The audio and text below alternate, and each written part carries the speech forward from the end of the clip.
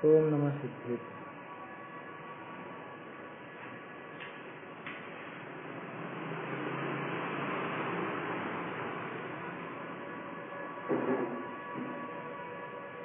श्री जिन शासन गुरु नमो नाना विधि सुख सार, आत्महित उपदेश करे मंगलाचार, करे मंगलाचार।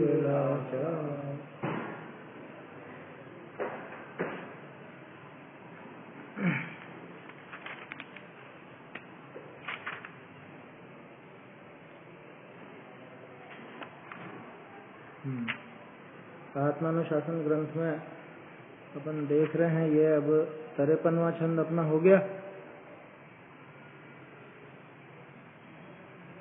53वें में भावार्थ पूरा नहीं देखा था शायद, है ना?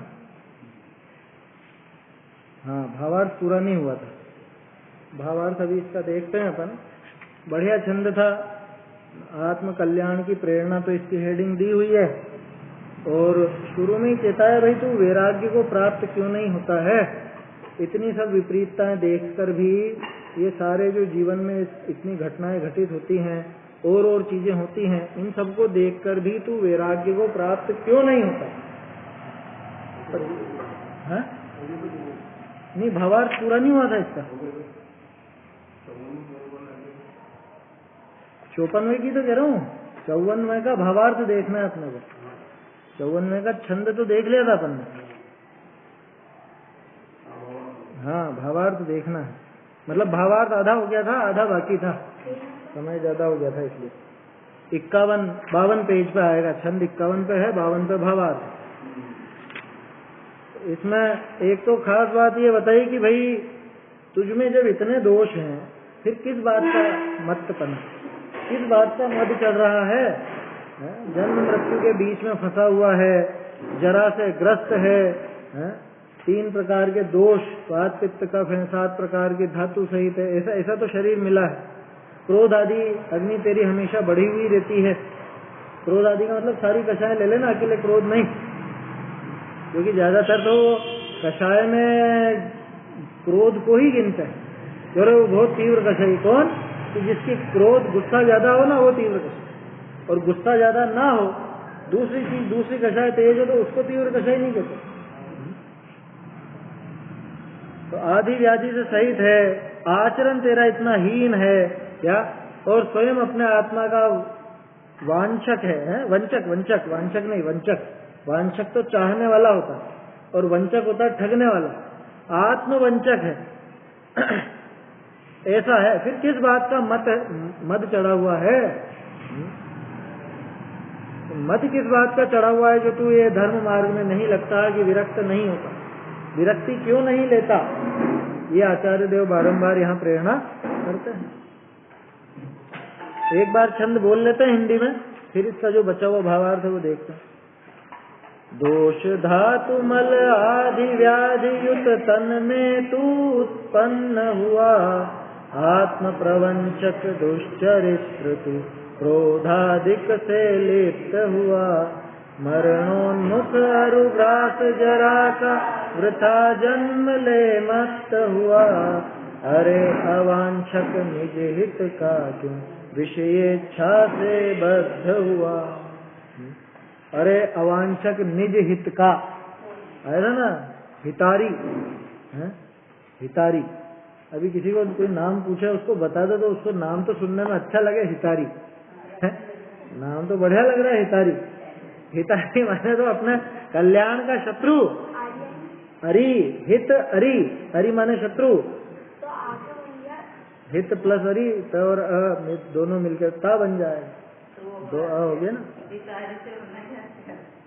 क्या? नहीं, वो तो हत्या शब्द से बना, उसमें क्या हितारी, उससे मतलब नहीं, वो अलग शब्द है, ये अलग शब्द है। इसमें हित धातु मुख्य है, हित शब्द मुख्य है, वहां पे हत्या मुख्य है, हत धातु है।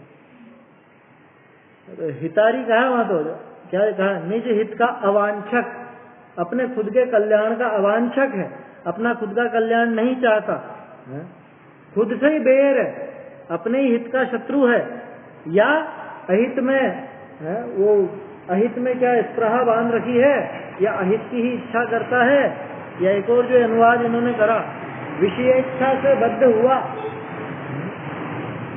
बद्ध स्प्रहा, आशा को भी बोलते हैं कि आशा से क्यों बंधा है तू, आशा छोड़ता क्यों नहीं, वैराग्य धारण क्यों नहीं करता, ये यहाँ पे बता। देखिए मेरे ख्याल से ये हो ही गया था, है? चलो पढ़ लेते हैं आखिरी पैराग्राफ जो था इसका। हाँ जल्दी जल्दी में पढ़ लिया था, इसलिए लग नहीं रहा है कि पढ़ा अपने। चलिए कोई बात नहीं, चिंता नहीं करना अपने को। तो ऐसे देते हैं कहा नहीं करे, हाँ ये हो गया। स्नेह क्यों करता, आखिरी पैराग्राफ। तू क्रोध मान माया लोभ के योग ते महा अविवेकी अपना बुरा आप करे। गुस्सा करता हूं मैं ऐसा जो सामने वाले को बिल्कुल ऐसा हो जाए, सामने वाला गड़बड़ा जाए, सामने वाला घबरा जाए, तो गुस्सा करने से सामने वाले का नुकसान है कि खुद का नुकसान है?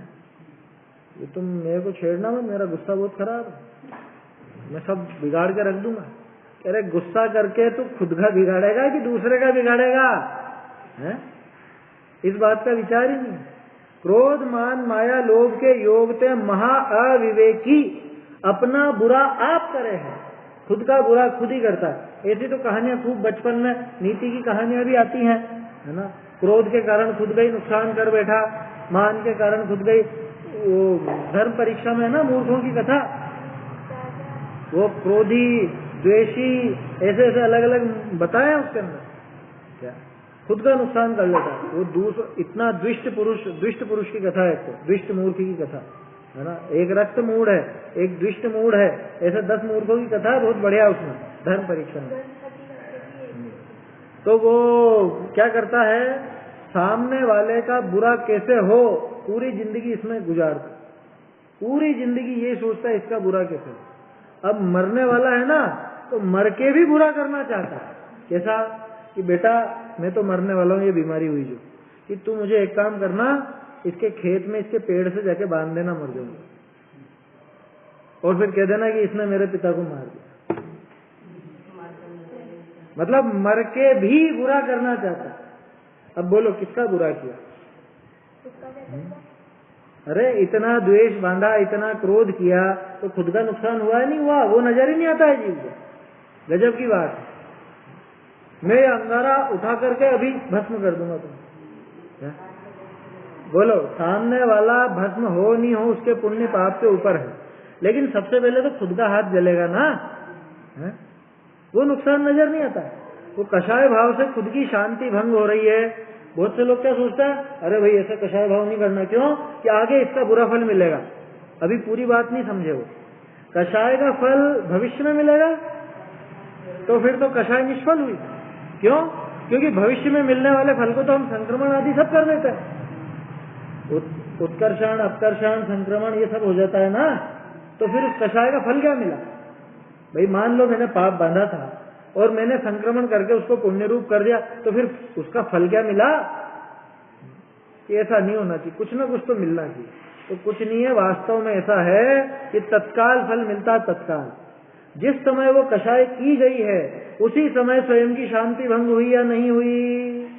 कषाय करते समय आकुलता हुई या निराकुलता हुई? आकुलता हो रही है। तो वो जो आकुलता को ये वेदन कर रहा है, आकुलता को भोग रहा है, वो उस कषाय का फल है, वास्तविक फल। भविष्य में तो वो जो कर्म बने उस अनुसार जो भी उनका कुछ फेर बदल होना होगा तो वैसा होगा, नहीं तो सीधे मिलने होंगे तो सीधे मिलेंगे। ऐसा एकाएक तो है ना, जैसे कर्म बनते हैं वैसा का वैसा ही हमेशा उदय में नहीं आता।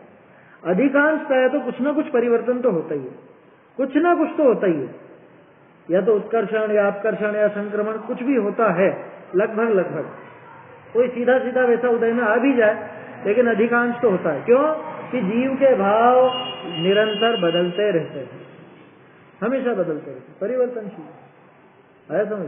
तो पिछला पुण्य कभी घट करके पाप रूप होकर के या बढ़ करके कैसे भी उदय में आ जाता है। पिछला पाप कभी बढ़ करके या कभी घट करके या पुण्य रूप होकर के कभी उदय में आ जाता है। और कभी वैसा का वैसा भी आता है, क्योंकि निधत्ती निकाचित भी देखे हैं अपन ने, उनमें कुछ भी फेर बदल नहीं होता, दोनों तरह की चीजें होती। बाकी अधिकांश तो बदल जाता है। और कोई ऐसा वज्र जड़ ही हो जिसमें तीव्र मिथ्यात्व ग्रहित मिथ्यात्व का ही पोषण किया गया हो, तो वहां पे निधत्ती और निकाचित कर्म जो बंधते हैं वो वैसे के वैसे ही उदय में आते हैं। वो तो तीर्थंकर तक के नहीं पलटते, दूसरों के कहां से पलटते। खैर वो अपने अभी यहाँ पे विषय नहीं है उनका, 10 करण की चर्चा चलती है, वहां पे वो बात आती है। तो क्या कह रहे हैं, क्रोध मान माया लोभ के योग थे महा अविवेकी। तो क्रोध मान माया लोभ तो सम्यक दृष्टि के भी है, वो भी महा अविवेकी है क्या? कि यहाँ पे पहले यही समझना कि जब भी ये कषाय का नाम आवे तो अनंतानुबंधी कषाय ही समझना, बाय डिफॉल्ट वही समझना। क्यों? क्योंकि उपदेश उसी को दिया जाए, मिथ्या दृष्टि जीव को ही दिया जा रहा, तो उसी के क्रोध मान माया लोभ लेना, सम्यक दृष्टि के मत लेना, क्योंकि सम्यक दृष्टि के क्रोध मान माया लोभ में वो बल नहीं है, उतनी ताकत नहीं है कि वो उसको बहुत ज्यादा उसकी तरह दुखी कर सके। क्या कह रहे हैं, अविवेकी अपना बुरा आप करे है, खुद का नुकसान खुद करता है, स्वयं का नुकसान है। आत्मघाती आपको आप ठगे हैं लोग। आत्मघाती कहा एक तो, क्यों कहा आत्मघाती? देखो ये जो द्रव्य मरण होगा ये तो जब होगा तब होगा, लेकिन ये प्रति समय मिथ्यात्व के द्वारा खुद का भाव मरण निरंतर करता। यो भाव कर्म या भाव मरण सदियों से करता आया,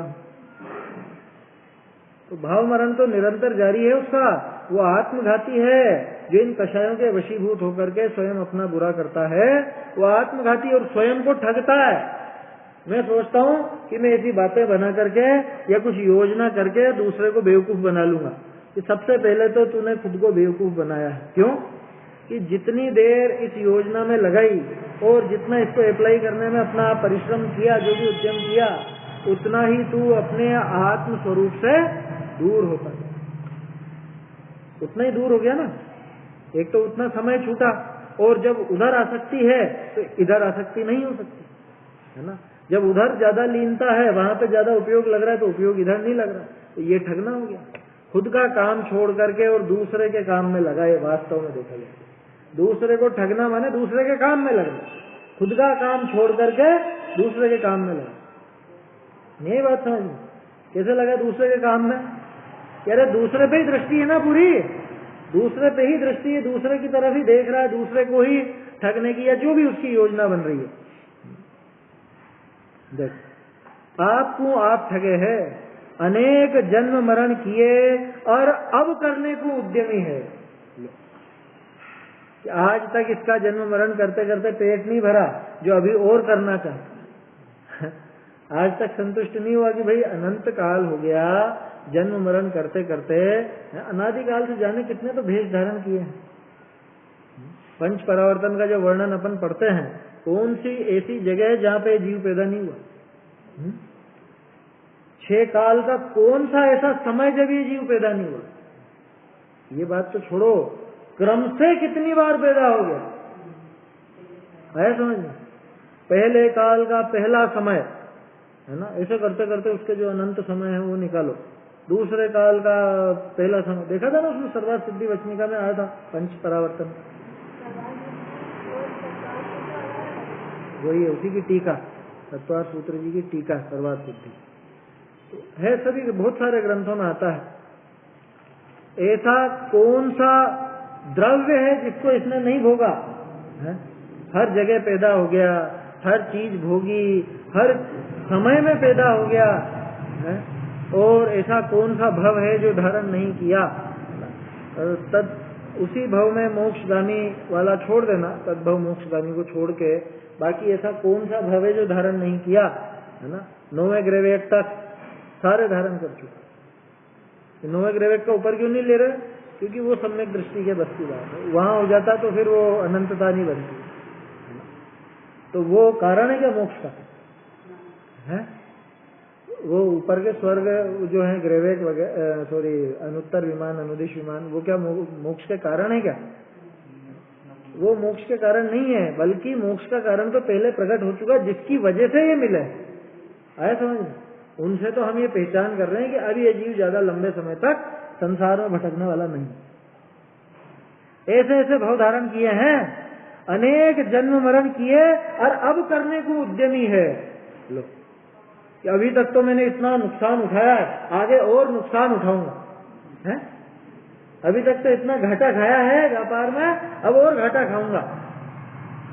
जैसे कोई भी व्यापार करे, कुछ भी व्यापार करे, और उसमें उसको हर बार नुकसान लगता हो, तो लोग बाग ऐसे मजाक करते हैं ना उससे कि अब कौन से धंधे में नुकसान की तैयारी है? अब आगे कौन सा धंधा करने वाला है जिसमें नुकसान लगाना चाहते? और उद्यमी जरा करी ग्रस्त है तो परलोक का भय नहीं। लो, जरा से ग्रस्त हो गया बीमारी से अथवा बुढ़ापे से, फिर भी इसको परलोक का भय नहीं है। वैसे बुढ़ापा ज्यादा बैठेगा यहाँ पे, क्योंकि परलोक तो तभी नजदीक आता है। वो भी बैठ जाएगा, बीमारी भी जानलेवा होती है कि परलोक आने वाला, फिर भी उसका भय नहीं। उस समय भी मन मचलता है, उस समय भी विषय भोगों की वांछा इसके बनी ही रहती है। सो कहा मत्त भया है, उन्मत्त भया है कि पागल हो गया है क्या, कि परलोक का भी भय नहीं है। जरा से ग्रस्त है, फिर भी परलोक का भय नहीं। आज तक इतने जन्म मरण कर लिए और अभी भी और जन्म मरण करना चाहता है। अभी जरा से ग्रस्त चल रहा है, बीमारी से ग्रस्त है, बुढ़ापे से ग्रस्त है, और फिर भी इसको परलोक का भय नहीं है, तो क्या पागल हो गया? सोचो। और यहाँ तो ऐसा है कि अरे देखो, ऐसे एंड टाइम पर क्या है, मन ज्यादा मचलता है, तो जो मांगे वो दे देना चाहिए। ऐसे भी सलाह देने वाले होते हैं उससे कि तुम उनका जीवन तो पूरा बिगाड़ा ही, सही मरण भी बिगाड़ दो। उसको प्रेम से धार्मिक संबोधन तो ना दे, उसको धर्म मार्ग में स्थित तो न करे। कब करोगे? फिर कब करोगे? उसके बाद कौन सा मौका है? मरे बाद कहाँ पे कोई कौन सुनाने जाने वाला है वहां पर, ऊपर या नीचे, जहां भी। भैया वो समय बहुत काम का है, जो जा रहा है उसके भी और जो उसके नजदीक है उसके भी, दोनों के बहुत काम का। दूसरों को तो, अपने को तो उनसे प्रेरणा लेनी चाहिए, उनको संबोधन दे करके स्वयं का भी पक्का होता है, दृढ़ होता है समझ। उस टाइम पर उनका मन मचलेगा, या हो सकता है कुछ और विषय भोगों की इच्छा हो, क्योंकि पिछली सब स्मृतियां आती है ना, आखिरी समय पे ज्यादा आती है, बचपन की स्मृतियां, या और कुछ, ये खाने की इच्छा, वो खाने की इच्छा। जैसे बहुत से लोग बताते हैं कि बुढ़ापे तक बिल्कुल सही साथ है, अच्छा नियम कायदे से रहते थे, लेकिन बाद में उनको तो बिस्कुट भी खाने लग गए, और ऐसे भी हो गए, वैसे भी हो गए। तो बोलो किसकी गलती? संभालने वालों की गलती हो तो कि तुम्हारी जिम्मेदारी थी कि जब उनकी मति व्यवस्थित नहीं रही, जब वो खुद उनका कुछ दिमाग काम नहीं कर रहा है, तो तुम संबोध कर कि भाई इसमें ऐसा दोष है, अपने को नहीं लेना। ये माइक चालू है किसी का? माइक बंद कर लीजिए। क्या ये अपने को वहां पे विचार करना चाहिए?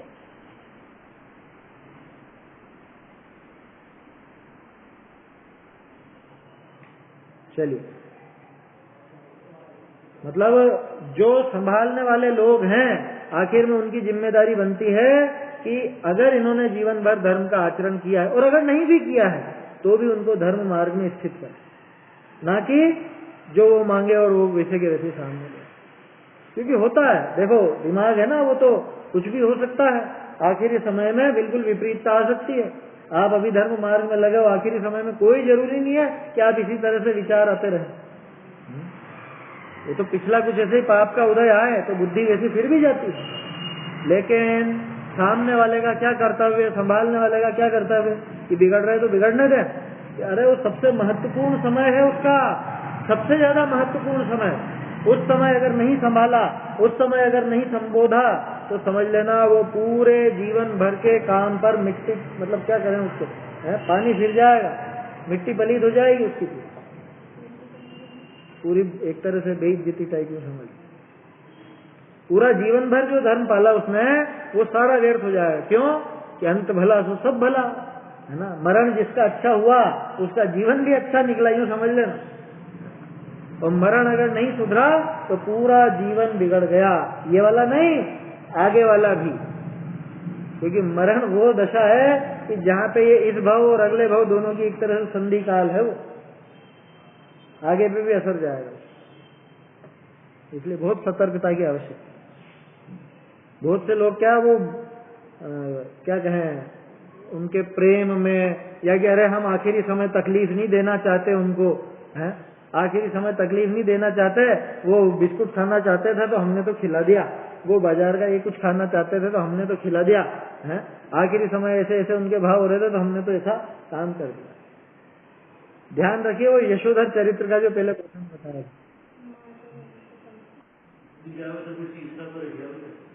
हाँ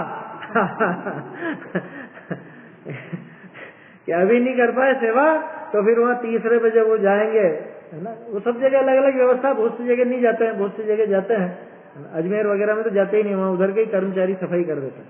तो एक सफाई का ही प्रयोजन है और कुछ था ही नहीं उसके पीछे। हाँ नहीं जाते होंगे उस एरिया में, नहीं जाते होंगे। अब अपने यहाँ तो ऐसे पागल लोग हैं, वो पहले जाएंगे वहाँ पे और उसके पसंद की चीजें भी रख के आएंगे, वो बनाएंगे, क्या क्या क्या बनाते हैं वहाँ पे, खीर वीर बनाते हैं, देखा गया कभी? खीर बनाएंगे, पेड़ा बनाएंगे और जाने क्या क्या बनाएंगे वहाँ रखेंगे।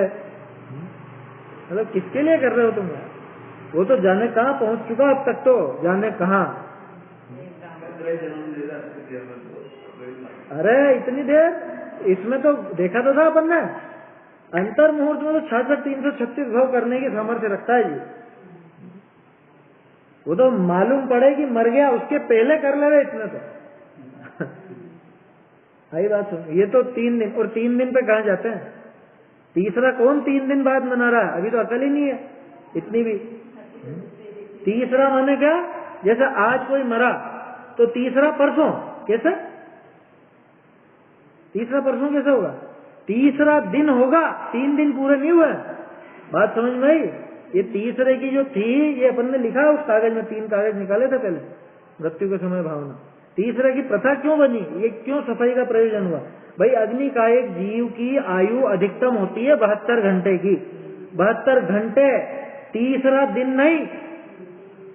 तो 3 दिन जब पूरे हो जाएं, जब वो आग पूरी अच्छी तरह से बुझ जाए, उसके बाद वो सफाई वगैरह की जाती है, तब जाके वो सारा काम होता है, ताकि वो अग्नि का एक जीवों का घात ना हो। ये उसका प्रयोजन है, समझ? हाँ, अगला दिन वो कोई चीठा दिन आ रहा, क्या बोलते हैं, चीठावारी बोलते ना, शनिवार आ रहा है कि कुछ आ रहा है, कुछ इस तरह का आखरा या चीठा जो भी बोल देते, ये कल ही कर लो, तीसरा कल कर लो, तुम आज ही कर लो ना। शौक ही तो उठाना तुमको, तो दुकान खोलने से मतलब है, और करना क्या है तुमको? तुम्हारे शौक है कहाँ जो उठाना चाहते हो? समझ में आई बात? तो वो तो उस पर तो ध्यान देना चाहिए। भले आप जो भी यहाँ करना है वो करते रहो, लेकिन अगर वहाँ की कोई साफ सफाई का काम है, वो तो पूरे 72 घंटे बीतने के बाद तभी जाकर के वो होना चाहिए। इतनी तो अपने को बुद्धि रखनी चाहिए। क्या?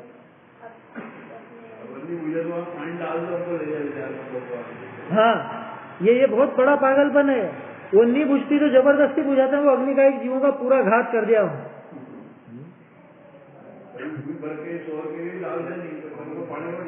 हाँ,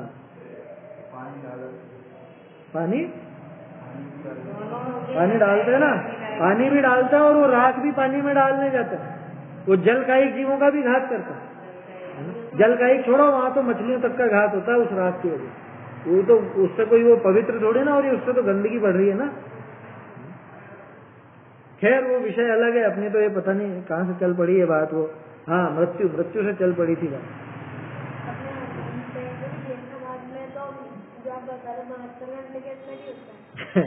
समझदार लोग करते हैं इस तरह की कोशिश। समझदार लोग हैं कितना, आई बात समझ? हाँ नहीं, वो सबसे बढ़िया काम है, वो अच्छा काम है, इससे बढ़िया काम है ना। हालांकि इलेक्ट्रिक वाली बात चल रही है, इलेक्ट्रिक का जो सौदा है वास्तव में वो उचित है इसके मुकाबले। तो हिंसा तो वहां भी है देखो, क्योंकि बहुत भयंकर बिजली रहती है। वो आधे घंटे के अंदर ही पूरी भस्म कर देती है। बिजली तो बहुत ज्यादा है, लेकिन यहाँ पे जो इतने पेड़, मेरे ख्याल से एक पेड़ से तो काम चलता ही नहीं होगा शायद, एक पेड़ से ज्यादा लकड़ी लग जाती है। एक आदमी मरता है उसके साथ साथ एक पेड़ मरता है, ऐसा कहावत चलती है। हाँ 5 मिनट में हो जाती है वो बढ़िया काम है। तो जिसके यहाँ पे अगर इलेक्ट्रिक की व्यवस्था हो, नजदीक हो, तो वही काम करना, वो सबसे बढ़िया। और वो अंतर मुहूर्त में सद सकता है वो काम, क्या इसमें तो पूरी व्यवस्था सब बनानी पड़ती है और ये करना पड़ता है, वो करना पड़ता है। वो काम आसानी से हो जाता है।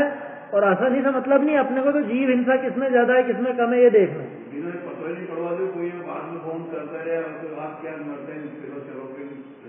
कहाँ पे? अच्छा, बढ़िया बढ़िया करा, अच्छा करा।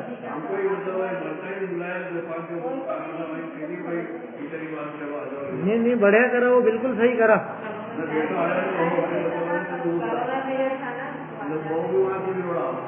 हाँ नहीं, उत्तम चंद जी का भी सुना था। उत्तम चंद जी के भी जो छिंदवाड़ा में है ना, सिवनी में, छिंदवाड़ा ही रहते हैं अब तो सर, विवेक जी, उन्होंने भी बहुत सेवा भी बहुत की और संबोधन भी अच्छा रहा। और अंतर मुहूर्त के अंदर 48 मिनट के अंदर उन्होंने पूरी क्रिया कर ली। तो ऐसा ही होना चाहिए, ये ध्यान रखने की बातें हैं। अब वो तो क्या चीज? नहीं नहीं नहीं ऐसा नहीं है। कहाँ पे पढ़ लिया ऐसा? किसमें?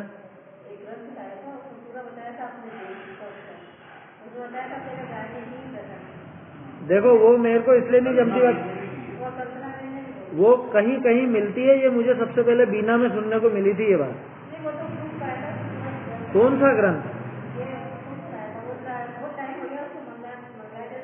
वो देखना चाहिए, क्योंकि है ना, देखो ये बात चलती तो है, लेकिन कोई आचार्य का ग्रंथ है क्या, पहले तो वो विचार करना अपने।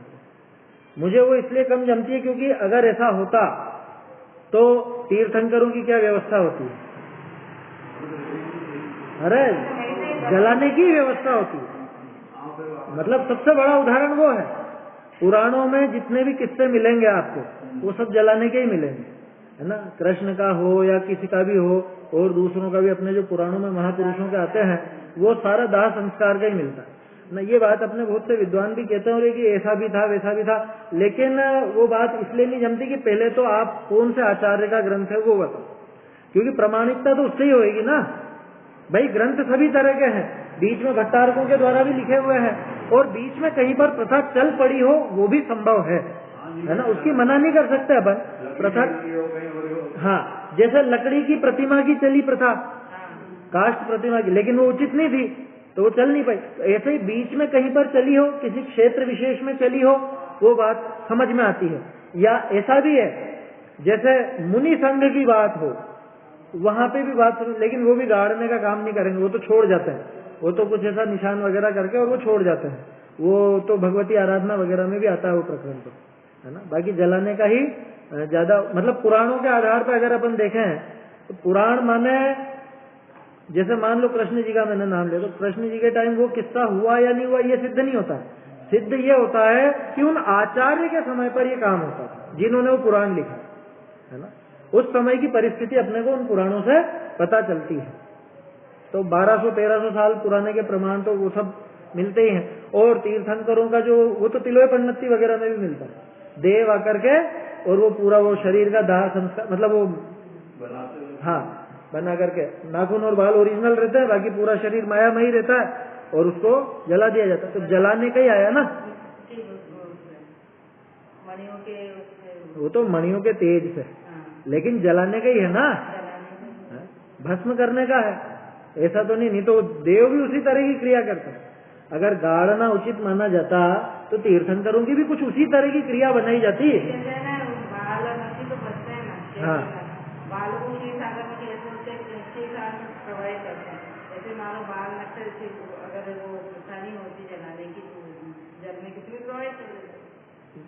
जल में प्रवाहित करने का नहीं है, वो तो मस्तक पर लगाते हैं, जल में प्रवाहित करने का कहाँ है?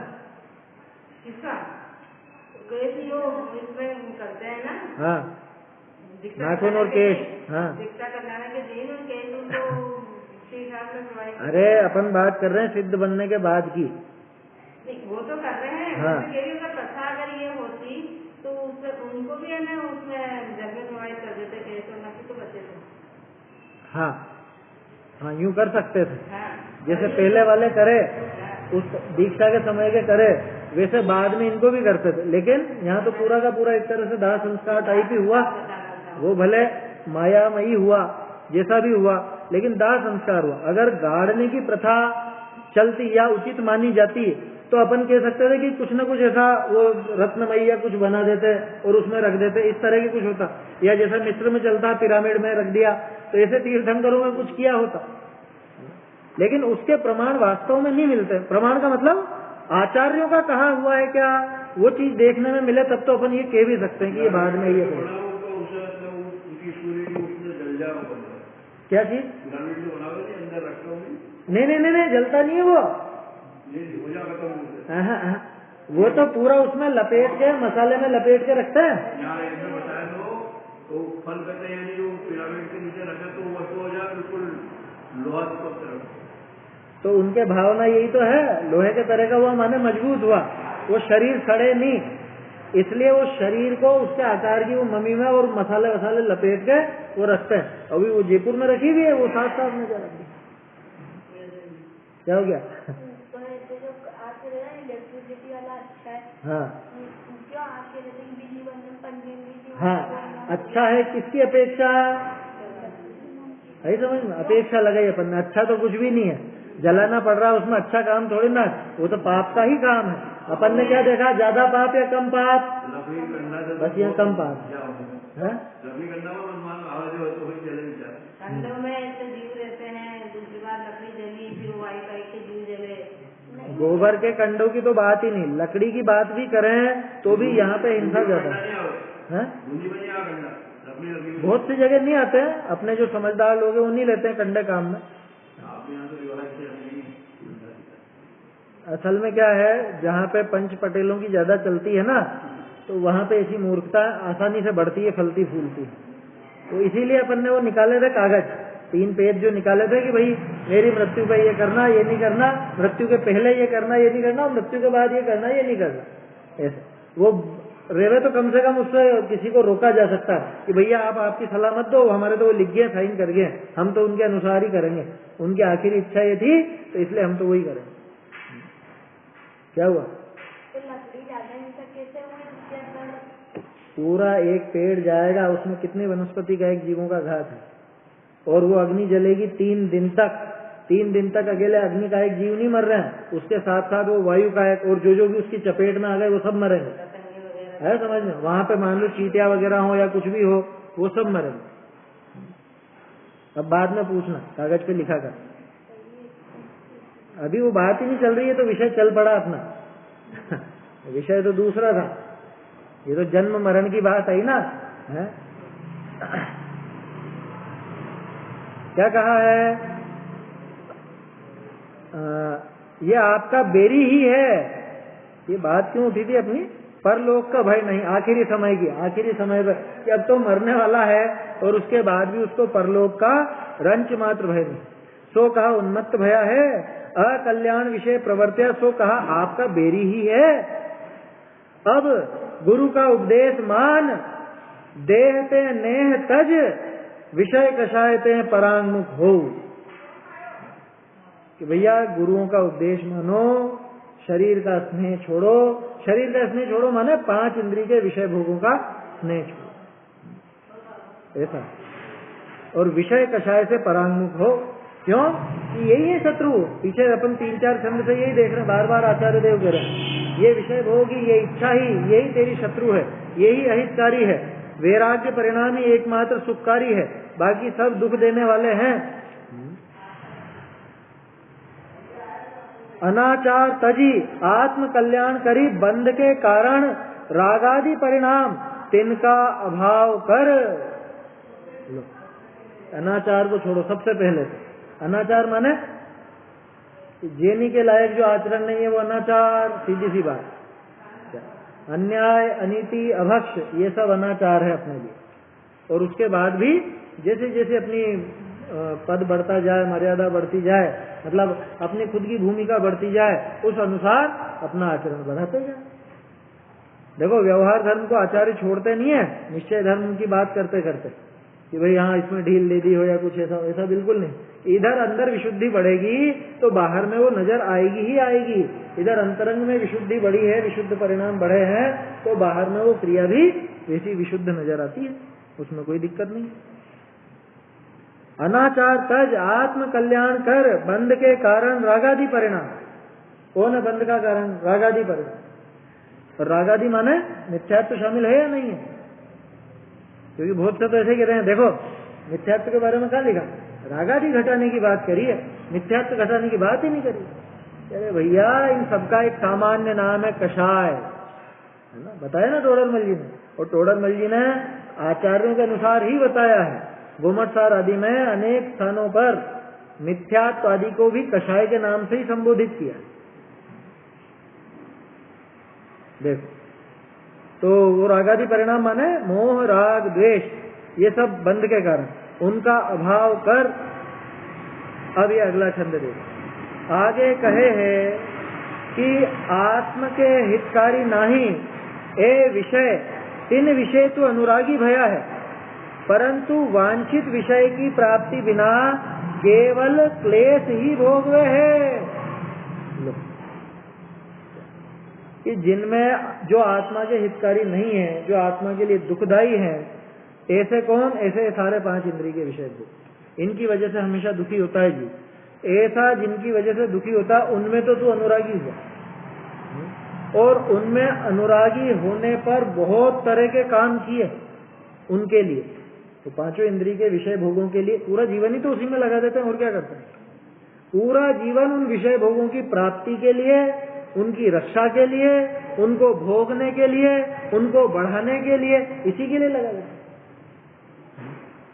जीवन भर खाना खाना खाना। एक उदाहरण, खाना अब क्या करें, फिर भूख कम होगी है तो भूख बढ़ाने के लिए गोलियां खाएगा, है? एक छोटा सा उदाहरण है ना। पहले तो वो खाना चाहता है, वो कुछ भक्षण करना चाहता है, भूख कम हो जाए तो उसकी भूख की भी वृद्धि चाहता है। भूख कम होगी ये तो अच्छी बात है ना, है? कम मेहनत लगेगी, उतना समय बचा, मेहनत बची, हिंसा बची, पैसा बचा आखिर में सबसे आखिर में गिनना उसको। नहीं तो कंजूस व्यक्ति तो सबसे पहले देखेगा बढ़िया पैसा बचा। ये साहब भूख नहीं लगती, ऐसे बहुत से नींद नहीं आती। नींद नहीं आना है तो अच्छी बात है, इसमें दिक्कत क्या है? नींद नहीं आवे तो नींद नहीं आए तो उतना दूसरा काम कर सकेगा, कुछ अध्ययन कर सकेगा, कुछ अपना काम कर सकेगा। असल में लेकिन क्या है, वो उससे उसको जो बेचैनी होती है ना, उससे घबरा नहीं आ रही तो वो अकुल व्याकुल होता है, उसको क्या बोलते हैं, वो एंजाइटी बढ़ती है।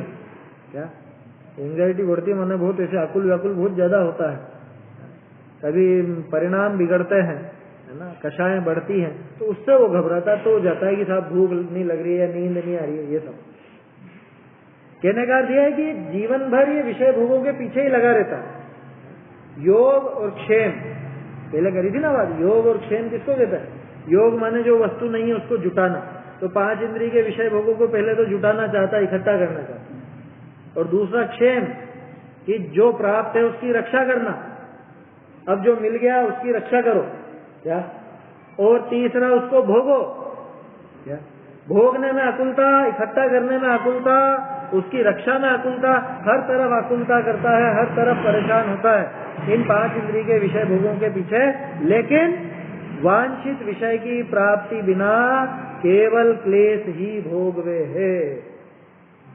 वांछित विषय नहीं मिल पाता तो क्लेश ही भोगता है। वांछित माने अपना इच्छित, कि अच्छा जिसको मिल जाएगा वो तो नहीं भोगेगा क्लेश। ये अपन ने अभी क्या बात करी? योग, क्षेम, भोग, रक्षा, ये सारी चीजें सब में क्लेश उठाता है। वांछित विषय वास्तव में क्या है? वांछित विषय है सुख, है ना। वांछित विषय एक तो ये कि वो वस्तु चाहिए, तो वो वांछित विषय, तो वो तो प्राप्त कर ली, लेकिन असल में तो उससे सुख चाहिए था, वो था असली वांछित विषय। तो भले ही आपने वो वस्तु प्राप्त कर ली, लेकिन उसके बावजूद सुख कहाँ मिला है? कहाँ मिलता है सुख?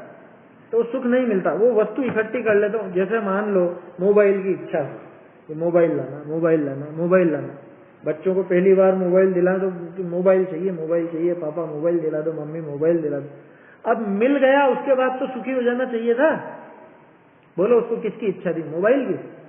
वास्तव में देखा जाए तो पूरे जगत में किसी भी जीव को दूसरी कोई इच्छा नहीं होती, एकमात्र सुख की इच्छा होती। अब फर्क ये पड़ता है कि वो सुख किससे चाह रहा है।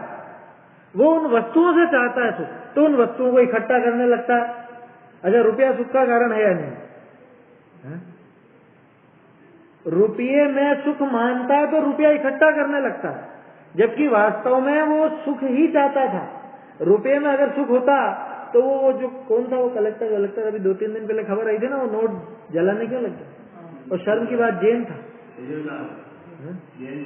जैन पिंडवाड़ा में। हाँ, वो ऐसे ध्यान दी मुझे, पिंडवाड़ा का नाम है जो मैंने कि ये तो अपने उनके यहाँ का है किस्सा। बोलो जैन जलाते जलाते बच गए। उसने क्या किया? उसने सोचा कि सुख मिलेगा रुपये में, तो रुपया इकट्ठा करूं, है ना, अनीति से इकट्ठा करूं, अन्याय से इकट्ठा करूं, घूसखोरी करके इकट्ठा करूं। इकट्ठा कर लिया, सुख कहाँ मिला? तो वही कह रहा है, वांछित विषय नहीं मिल पाता, वास्तव में नहीं मिलता। कि नहीं हमने इकट्ठे कर लिया, ये तो तुमने विषय इकट्ठे किए हैं, तुम जो चाहते थे वो कहाँ मिला? उन विषयों से सुख चाहते थे ना, उन विषयों के बाद दुखी कैसे हो? मतलब वो विषय इकट्ठे करने के बाद दुखी कैसे हो? फिर अगर उनमें सुख होता तो फिर तो सुख मिल जाना चाहिए था, लेकिन तुमने वस्तुएं इकट्ठी करी, तुमने सुख इकट्ठा नहीं किया, क्योंकि उनमें था ही नहीं ना, मिलेगा क्या? तो फिर वो नोट जलाने से क्या होगा? नोट इसलिए जलाए, पकड़ने आए थे लोग। जलाई और सरकार ने हाँ, वो तो बनेगा ही। देखो कि आत्मा के हितकारी नहीं है विषय, तिनी विषय तो अनुरागी भया है, परंतु वांछित विषय की प्राप्ति बिना केवल क्लेश ही भोग रहे। चलिए देखते हैं। उग्र ग्रीष्म कठोर घर्म किरण स्फुरजत गभस्ति प्रभे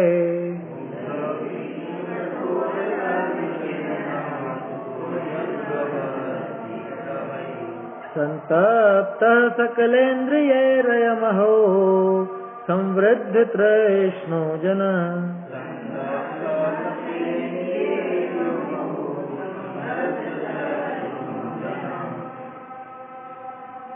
एक मिनट, इसमें कुछ गलत है।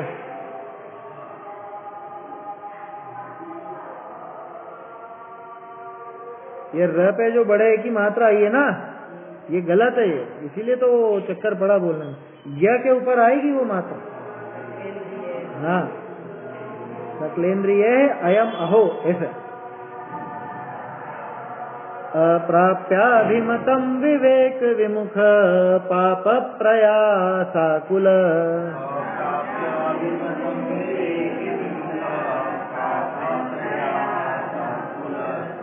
तोयोपान्त दुरंत कर्दम गत क्षीणोक्षवत् क्लिश्यते।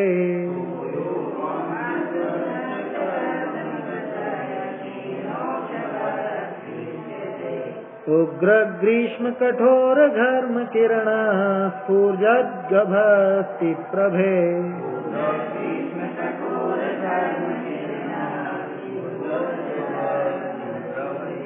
संतप्त सकलेन्द्रियैरयमहो संवृद्ध तृष्णो जन।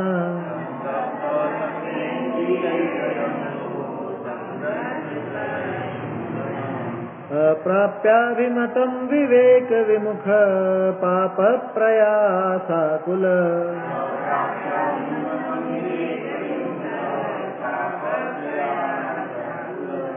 तोयोपान्त दुरंत कर्दम गत क्षीणोक्षवत् क्लिश्यते।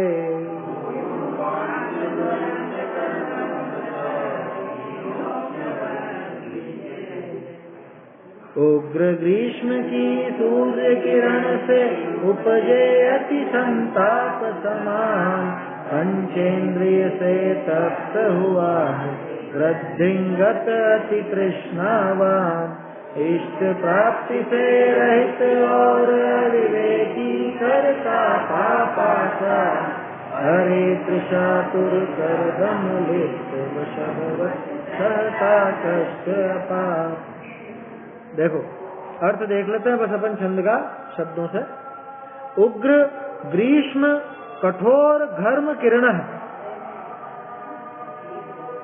हाँ, वो जो र के ऊपर एक ही मात्रा है वो य के ऊपर आएगी, है ना, ऐसा सुधार है इसमें। उग्र ग्रीष्म, अभी चालू हो गई ना गर्मी अभी इतनी तेज है तो फिर अभी मई जून में क्या हाल होगा, उसको कहते हैं उग्र ग्रीष्म। जेठ और आषाढ़ की जो गर्मी होती है, महीने का नाम है। जून जुलाई में से क्या होता है, ये महीने तो अलग चलते हैं, इनका हिसाब अलग है। उग्र ग्रीष्म कठोर घर्म, घर्म शब्द पहले भी आया था। घाम जो वो तीव्रता है उसकी वो तेजाई है एक तरह से, क्या कठोर घर्म किरण।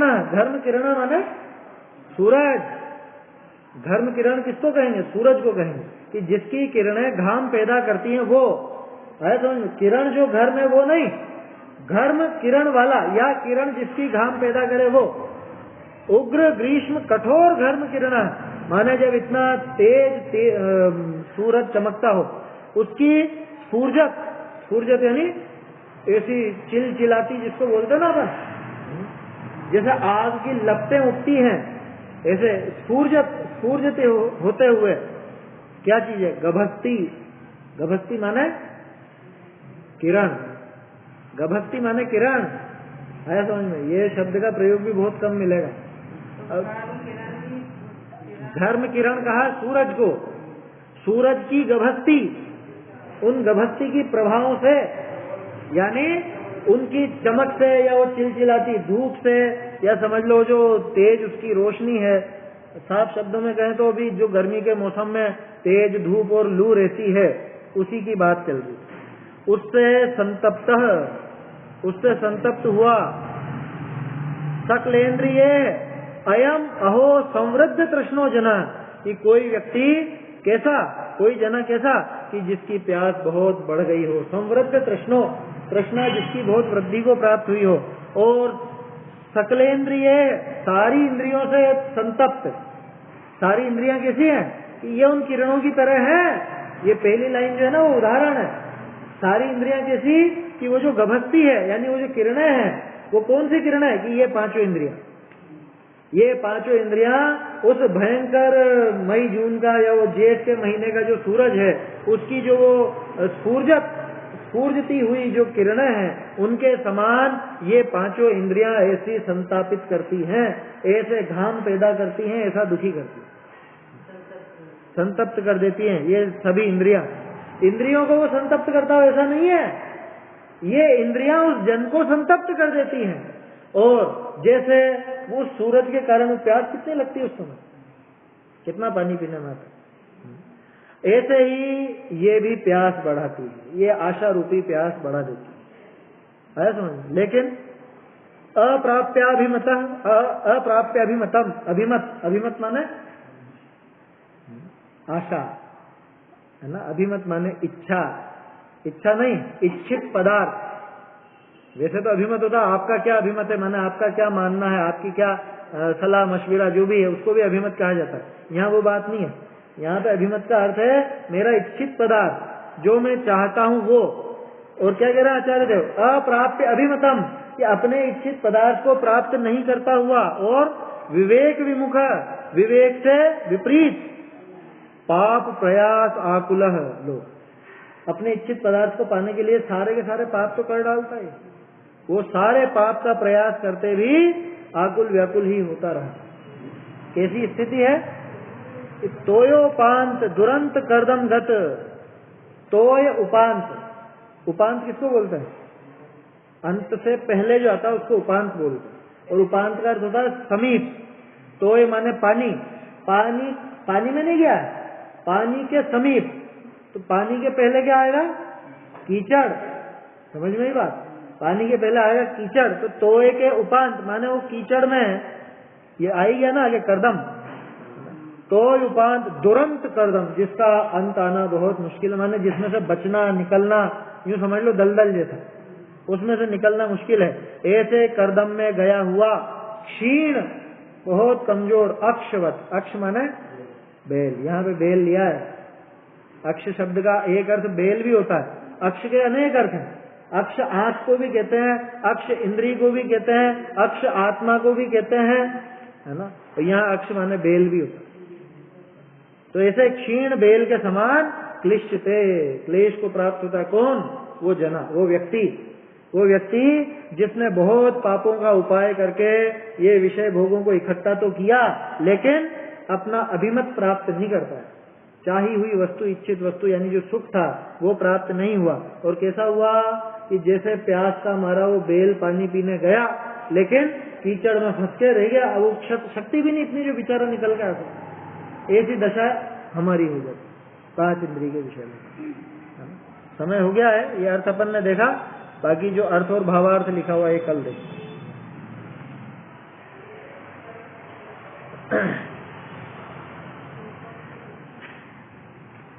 चैतन्य का स्मरण प्रतिक्षण ही करो रे, भव के अनंत दुख को क्षण में हरो रे, अनंत निज सौख्य निधान का